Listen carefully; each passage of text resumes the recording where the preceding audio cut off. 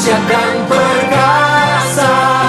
Ku bersinar bagai bintang-bintang, memuliakan nama-Mu Tuhan.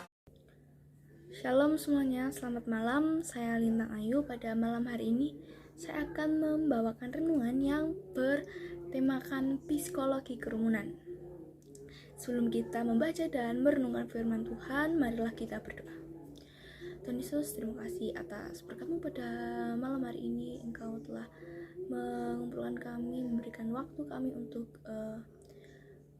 dapat mendengarkan firman-Mu Tuhan. Sebentar lagi kiranya Tuhan berkati urapi kami, hati kami satu persatu. Kiranya firman boleh kami mengerti, terlebih kami lakukan dalam kehidupan kami.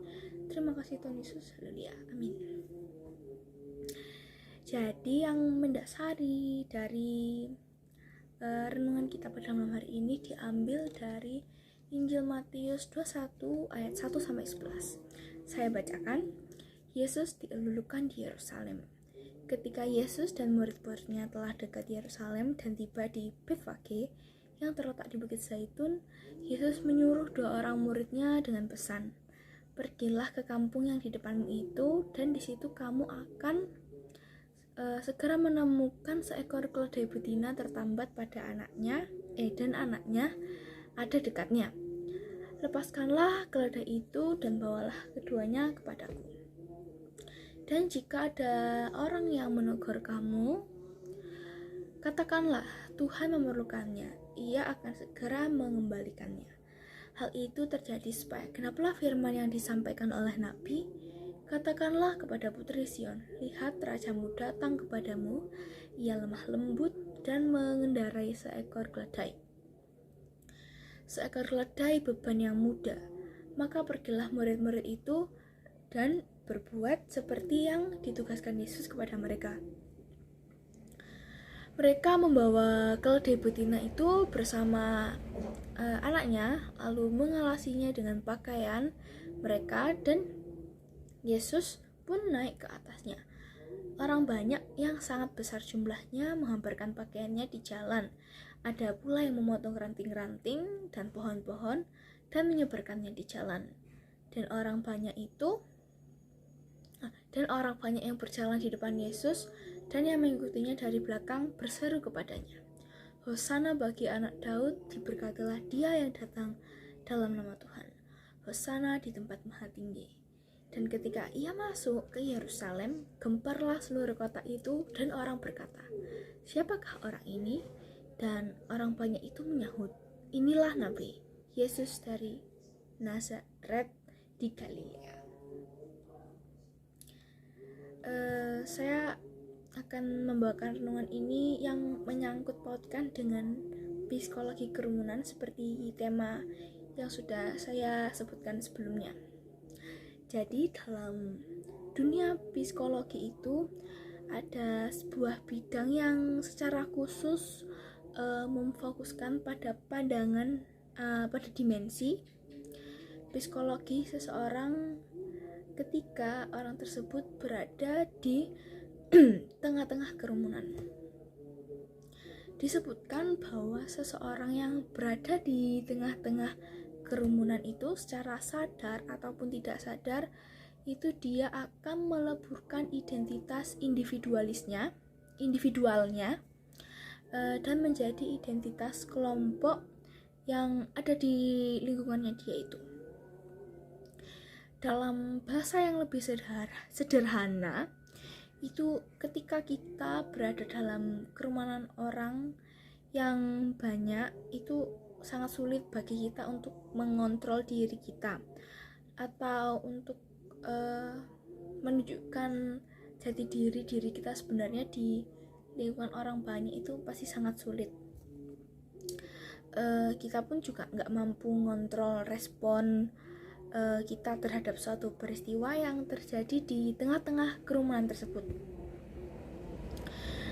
Dan inilah yang menjadi penjelasan mengapa sampai ada orang yang tadinya di dalam itu, maksudnya di dalam kesehariannya dia itu bersifat lemah lembut, santun, lalu pendiam, tapi ketika berkumpul dalam suatu kelompok atau kerumunan itu, dia berubah menjadi sifat kebalikannya seperti beringas, sadis, kasar, dan sebagainya.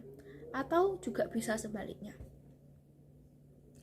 Dalam bacaan firman Tuhan itu kita disuguhkan sebuah cerita tentang Yesus yang datang memasuki kota Yerusalem. Nah, saat itu iring-iringan Yesus itu juga bersamaan saat Paskah Yahudi. Lalu di situ banyak orang yang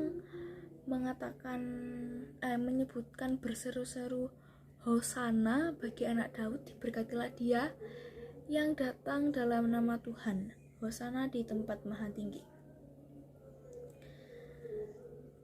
Banyak orang di sana yang melakukan itu karena mengucapkan itu karena lingkungan di sekitar mereka. Padahal hatinya sendiri pun itu tidak tulus untuk mengucapkan hal tersebut atau memiliki kepentingan yang lain.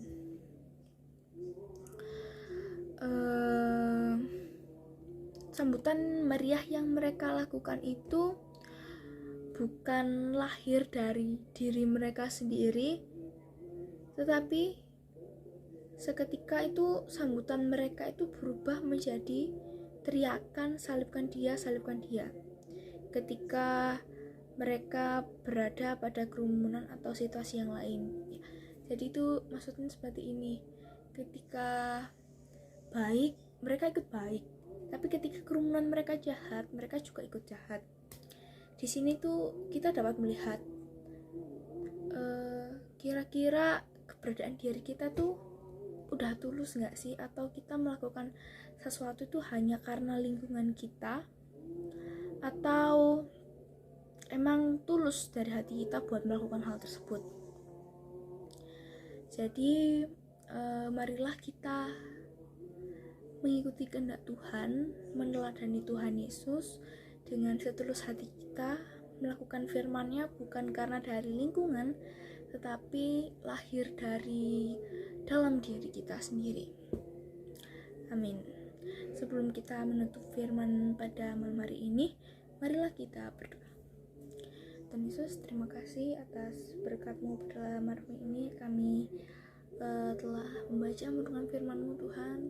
Kiranya Engkau berkati Tuhan, mampukan untuk melakukan firman-Mu, dan kiranya firman-Mu yang hamba-Mu sampaikan ini boleh Engkau sempurnakan sehingga dapat menjadi berkat untuk orang-orang yang ada di sekitar Tuhan Yesus. Terima kasih Tuhan Yesus atas berkat-Mu pada hari ini. Haleluya, amin. Terima kasih sudah mendengarkan renungan pada malam hari ini. Kiranya dapat memberkati kita semua. Terima kasih, Tuhan Yesus memberkati.